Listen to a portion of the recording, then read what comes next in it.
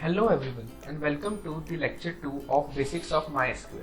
So in the last lecture we have learned the importance of MySQL and how to install MySQL in your PC. So if you have not seen that video, please go through that video first and be ready with the setup because we will be doing some hands-on activities in this lecture. So let's start with understanding few basic SQL commands. So there are 4 types of SQL commands. First is data definition language, then data query language, data manipulation language and data control language. So let's understand these one by one. And this part is really important to learn the basics. So first is data definition language. As the name signifies, it is used to create or modify the structure of database. So the example of these are create. So by this you can create a table. If you want to drop that table, then drop is used, then alter a table and truncate a table. We'll discuss all of these keywords that I am telling you right now in details in further lectures. Second is data query language. So data query language is used to get some schema relation based on the query passed to it. So suppose you want to extract some data using some schema relations, then you can use data query language. Example of these is select command. Third is data manipulation language. So you have created a table, then you want to do some manipulation in that data, data already present in the database. So you can use these commands like insert, update and delete. Next is data control language. So these commands are not used by the people who have just started MySQL, but these are used by the admins. So this is related to giving rights and permissions and controls to for the database system. Suppose you want to restrict some rights to someone, then you can grant or revoke those rights. So this is all about the types of SQL commands. Now let's move to the workbench. So open the MySQL workbench. I have told you in the last lecture. So let's first create a database. So create database. You can give it any name. Suppose learn test. Okay. So to execute this command, so if you want to execute a single command, then you can use Control Enter, and if you want to run the whole script, then you can use Control Shift Enter. You can check this on query. So you can use query command, Control Shift Enter or Control Enter. So I just want to execute this statement, so I use Control Enter. So see, create database, learn test. So this green tick means that the database has been created. Now you want to use this database. So use learn test. Control Enter. And we are in this data. Now to save the time, I already typed this command. This is the syntax to create a new table. Remember, this is a data creation, okay, as we learned. So this is data definition language, DDL, which we are using, and create keyword comes under that. So first we'll write this create table, then the table name, and then the columns, that is customer name, its data type, that is integer up to size 11, and this should be not null. Not null means if you try to insert without this column, that is if you try to keep this as null, then that row will not be inserted in the table. We'll see this further. Now this is customer, this is varchar type. So the difference between char and varchar, so this is really important. Character is of fixed length. Suppose we type char 50, that means that whether the character you are assigning, suppose the customer name is Yash, so YASH, length is 4. So if we type character 50, then 50 byte will be assigned to it. And if we type varchar 50, then we have assigned only 4, so 46 memory will be saved.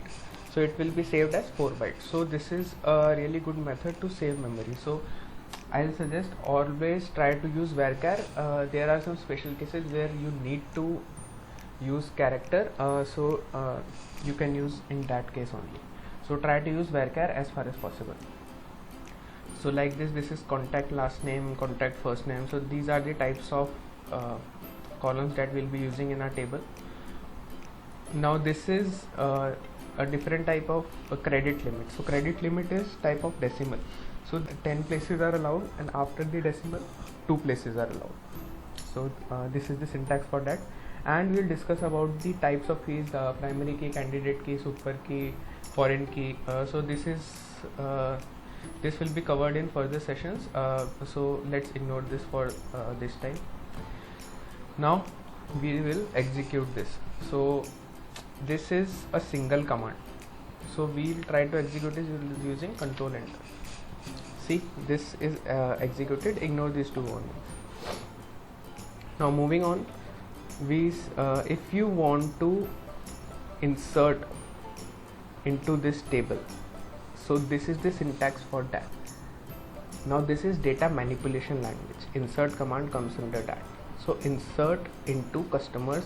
These symbols are not commas are not necessary, inverted commas. If you want to type, and if you don't want to type, it's fine. Okay, so insert into table name, then the columns that we have created using create keyword, this, then values. Then after the values you will type row by row. Customer number is 103, customer name is Atelier, customer last name, and so and so. So this will be like this. Okay, so like this we'll type each and every row, whatever number we want to insert, and then we'll close it with semicolon. So this is a single command, and if we enter it, so control enter, see, insert into command, and 120 rows are affected. So 122 rows are inserted in this table. Now to check, we can easily write a simple query: select star from customers. Okay, so select, this is DQL, data query language, and select comes under that. So select star, star means you are selecting each and every column. So select star from customers. Customer is the table name. So I'll tell you one more thing. Whenever you are in a hurry, you can type this like select star from where. Now you want to beautify and make it a standard. So select this, then control B. So it will be beautified. It will look good, look similar in all the queries, and it will help you in further debugging. If some problem comes, then this method is really helpful for debugging process. So select star from customers,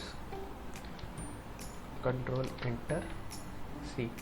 Now remember we inserted this row, so these are the rows that we have inserted in that table.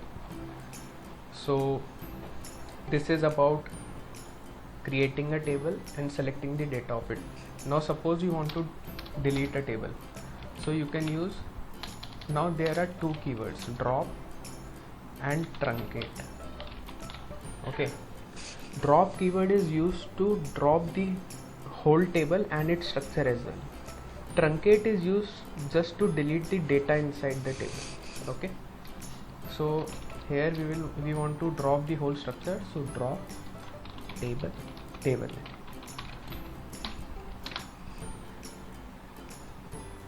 See, this command is executed and the table is dropped. Now if you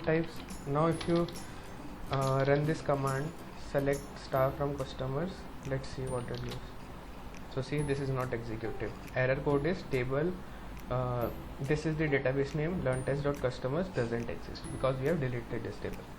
So we have learned insert, create.